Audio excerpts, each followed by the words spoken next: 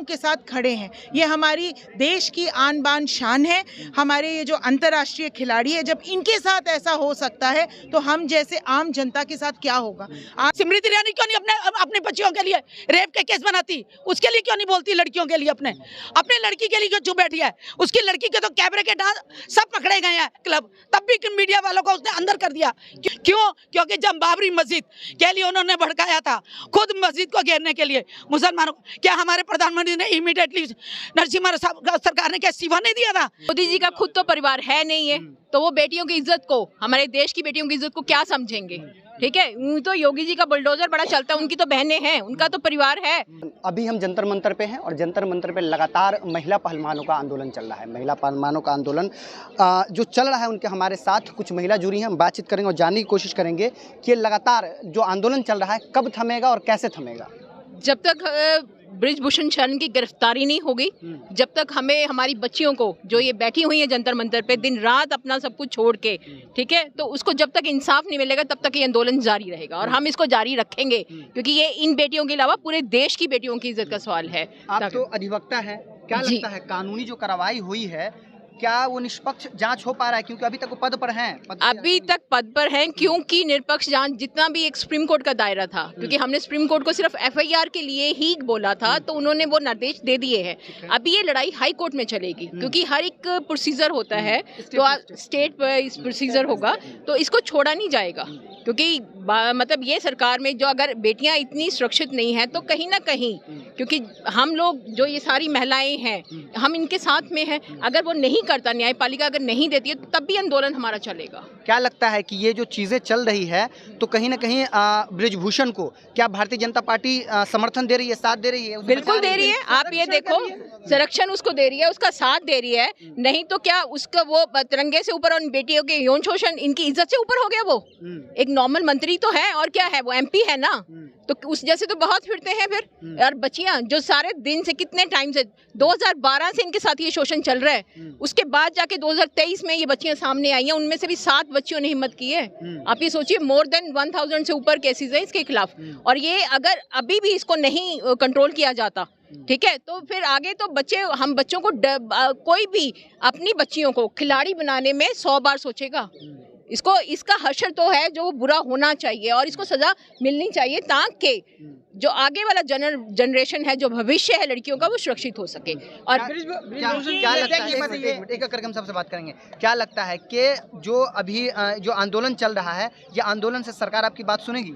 सुननी पड़ेगी, सुननी पड़ेगी। जब किसानों ने, ये उन किसानों की बेटियां हैं जो बॉर्डर पे 1.5 साल तक बैठे थे, और उनकी बात भी सुननी पड़ी ना, क्योंकि देश का पेट भरते हैं वो किसान, धरती का सीना फाड़ के अन्न उपजाते हैं, गर्मी सर्दी कुछ भी हो, कुछ नहीं देखते, उनका ध्यान उसी पे होता है। उन किसानों की बेटियां हैं ये, और उतनी ही उन्होंने उतनी खून पसीने की कमाई से उनको वहां तक पहुंचाया है। और बेटियां, देहात में तो बेटियों की ये हालत होती है, कुछ भी कहने से डर लगता है अपनी बेटी को बाहर में, फिर भी उन्होंने हिम्मत करी, वहां तक भेजा और पहुंचाया। और आज उनकी रिपोर्ट लिखने के लिए भी सुप्रीम कोर्ट का सहारा लेना पड़ रहा है।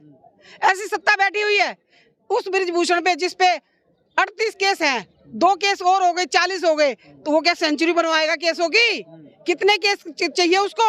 अरे ऐसी सरकार को तुरंत, जब ये बात हुई, उसको तुरंत बर्खास्त कर देना चाहिए। जब तक उसको बर्खास्त नहीं किया जाएगा, हम ऐसे ही बैठे रहेंगे। इन बेटियों को न्याय मिलेगा और न्याय दिलवा के रहेंगे। क्या लगता है कि भारतीय जनता पार्टी बृजभूषण को बचा रही है? डेफिनेटली बचा रही है। नहीं बचा रही होती तो एक बात बताइए, हमारे लॉ में भी प्राविधान है कि सेक्सुअल असॉल्ट का अगर केस होता है और कोई भी लड़की अगर थाने पहुंच जाती है, तो उनको उसको रजिस्टर करना पड़ता है, एफआईआर दर्ज होनी चाहिए। अगर वो एफआईआर दर्ज नहीं हो रही है, 3-4 महीने बीत जाते हैं और वो जाके सुप्रीम कोर्ट में गुहार लगा के वो एफआईआर दर्ज हो रही है, इसका मतलब वो बचा ही रही है। हम ये जो इज्जत और जो ये इंसाफ की लड़ाई है, हम इन महिलाओं के साथ खड़े हैं। ये हमारी देश की आन बान शान है। हमारे ये जो अंतर्राष्ट्रीय खिलाड़ी है, जब इनके साथ ऐसा हो सकता है तो हम जैसे आम जनता के साथ क्या होगा। आज मैं भी एक माँ हूँ, मुझे भी डर लगता है मेरी बेटी आज घर से बाहर निकलेगी, उसका क्या होगा। अगर ऐसी सरकार है जो ये दुष्कर्म करते हैं उनको बचाती है, तो शर्म है, इनको इस्तीफा दे देना चाहिए सबको। क्या लगता है कि इन बच्चियां जो यहाँ पर बैठी हुई हैं, इनका आंदोलन कब तक जारी रहेगा? जब तक इंसाफ नहीं मिलेगा तब तक जारी रहेगा। हम सब इनके साथ खड़े हैं।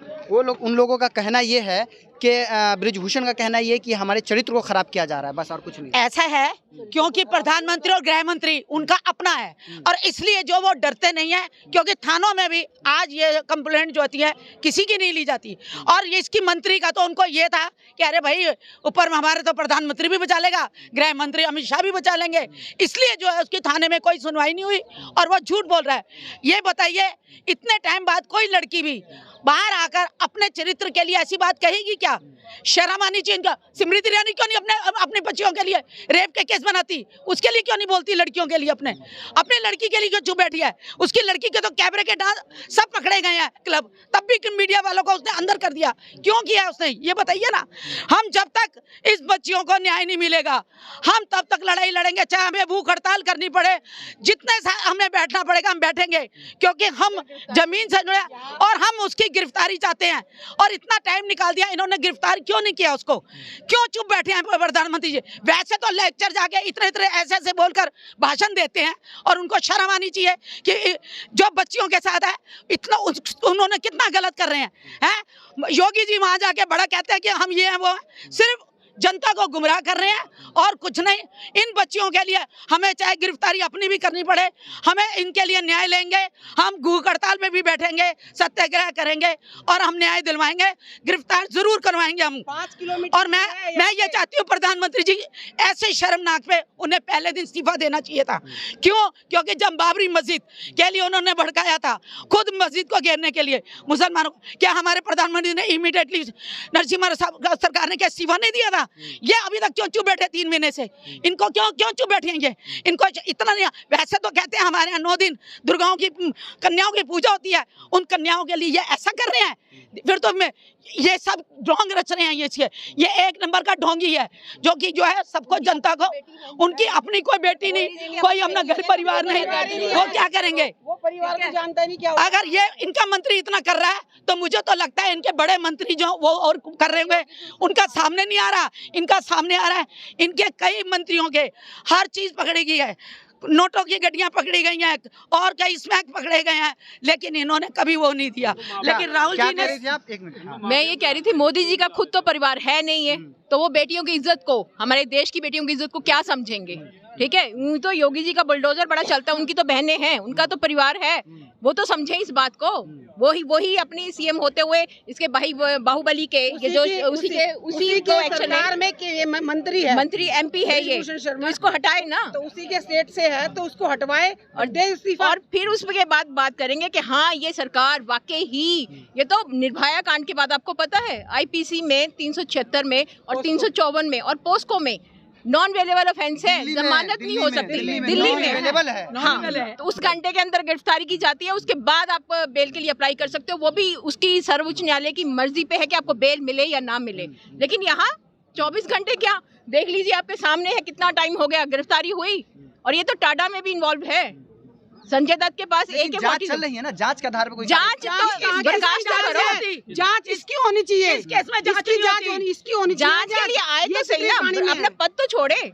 हम कौन सा मना कर रहे हैं? हम भी तो सिस्टम के कह रहे हैं, कानून के अकॉर्डिंग कह रहे हैं कि उसको गिरफ्तारी हो और फिर उसके बाद उसका बयान लिया जाए, उसके बाद उसके अगर वो निर्दोष है तो वो निर्दोष होना चाहिए। ये बताइए, राहुल गांधी पे 1 महीने के अंदर उस पर एक महीने के अंदर आरोप भी लग गया, उसके खिलाफ सारी चीजें कार्रवाई भी हो गई और उनकी सदस्यता भी कैंसिल हो गई है और उनका घर भी ले लिया, सब कुछ 1 महीने के अंदर सब कुछ हो गया। और क्या बोला था? सिर्फ क्या बोला था राहुल गांधी ने? सिर्फ ये बोला था सारे मोदी एक जैसे चोर होते हैं, ये तो सिर्फ ये बोला था उन्होंने। राहुल गांधी नहीं, एक बात बताइए मुझे कि भाई मैं पार्टी, इसमें किसी पार्टी की बात नहीं है। जब राहुल गांधी जी के ऊपर 1 महीने में इतना बड़ा एक्शन लिया गया तो ये तो 3 महीने से बेटियां बैठी हुई हैं, क्यों एक्शन नहीं लिया जा रहा? अगर इनका दामन इतना साफ होता ना तो अब तक कार्रवाई होती, एक्शन लिया जाता और बृजभूषण जी को कटघरे में खड़ा किया जाता, पर क्योंकि वो गिल्टी है इसलिए कोई एक्शन एक्शन नहीं लिया जा रहा है। ये प्रूफ है कि ये गिल्टी है और इसीलिए बीजेपी सरकार और सब लोग उनको प्रोटेक्ट कर रहे हैं। एक महीने में ये सब कुछ हो सकता है ना, तो एक महीने में इस बच्ची के साथ न्याय क्यों नहीं दिलवाया? एक मिनट, आपसे भी एक प्रश्न मैम, कि एक दशक से लगातार यौन उत्पीड़न चल रहा था, एक दशक लगातार उन पर आरोप लग रहा था, कुछ नहीं किया जा रहा इस सरकार में? क्योंकि कोई इसलिए तो किया नहीं जा रहा, यही तो हमारा प्रश्न है सरकार से, यही तो है कि भाई कुछ करो बच्चियों के ऊपर। किसी भी पार्टी से पहले हम महिलाएं हैं, आप ये भूल जाइए। मैं कोई अधिवक्ता कोर्ट में हूँ, अगर मैं कोर्ट में हूँ तो मैं एक बहुत बड़ी वकील हूँ। जैसे ही मैं कोर्ट से बाहर आती हूँ मैं एक आम महिला हूँ और एक 2 बच्चियों की माँ भी हूँ, ठीक है। और मेरे husband Prithviraj x DGP Himachal police हैं, आईपीएस ऑफिसर हैं, ठीक है। और मैं उनके होते हुए भी मुझे अपनी बच्चियों का, उनके लिए मैं भी घबराती हूँ। आप ये देखिए, हमारे पास आपको पता है डीजीपी रैंक क्या होता है, पूरी सिक्योरिटी क्या होती है, और जब हम चलते हैं तो प्रोटोकॉल कैसे फॉलो किया जाता है, तब भी मुझे डर लगता है। क्योंकि कहीं ना कहीं हमारे देश का जो कानून है और जो ये कानून व्यवस्था है वो बहुत ही खस्ता हालत में है। संविधान को खत्म किया जा रहा है। कौन जिम्मेदार है इसका? सब जिम्मेदार कौन है? सब मतलब जिम्मेदार तो सभी है, जो सत्ता जो अभी है सरकार में। और कहीं पर भी चले जाइए आप, अगर बाहर विदेशों में जाते हैं, कोई भी क्राइम करते हुए आप 10 बार डरते हैं। भाई चोरी करते हुए भी डर लगता है, क्यों? क्योंकि उनका जो प्रोटोकॉल है, उनका जो रूल्स एंड रेगुलेशंस है इतने स्ट्रांग हैं कि आपने चोरी कर लिया तो आपके हाथ काट दिए जाएंगे, और इतने स्ट्रिक्ट उनके ऊपर लॉज को ये लोग फॉलो करते हैं कि हर इंसान डरता है। पर हमारे देश में क्या होता है, आप यहाँ पर भाई सेक्सुअल असॉल्ट कर दो और उसके ऊपर कोई कार्रवाई नहीं हो रही। और एक पुलिस, इसलिए डर नाम की चीज तो है ही नहीं हमारे देश में। जब सरकार बचा रही है दोषी को, तो आप मुझे बताइए डर नाम की चीज तो कोई बचेगी ही नहीं। राहुल गांधी जैसा नेता आपको मिलेगा नहीं भाई, वो इतना, उनकी छवि इतनी साफ सुथरी है। और जो उन्होंने भाई, कांग्रेस की जब सरकार थी बेरोजगारी नहीं थी इतनी ज्यादा, महंगाई इतनी ज्यादा नहीं थी, सब खुशहाली थी। सारी दुनिया में रिसेशन थे, हमारे इंडिया में रिसेशन नहीं था उस टाइम पे। अब 2014 से ये बोलते हैं अच्छे दिन आएंगे, अच्छे दिन आएंगे। पूरा का पूरा देश बेच दिया है, महंगाई चरम सीमा पे है और बेरोजगारी का तो पूछो ही मत। चलिए, बहुत बहुत शुक्रिया। अभी तो हम जंतर मंतर और जंतर मंतर पर इन महिलाओं से बातचीत की और जानने की कोशिश की कि इनकी क्या राय है। जब तक के लिए शुक्रिया, जय हिंद। यदि आपने हमारे यूट्यूब चैनल को सब्सक्राइब नहीं किया तो प्लीज सब्सक्राइब करें, फेसबुक पेज पर देख रहे हैं फॉलो जरूर करें। शुक्रिया, जय हिंद।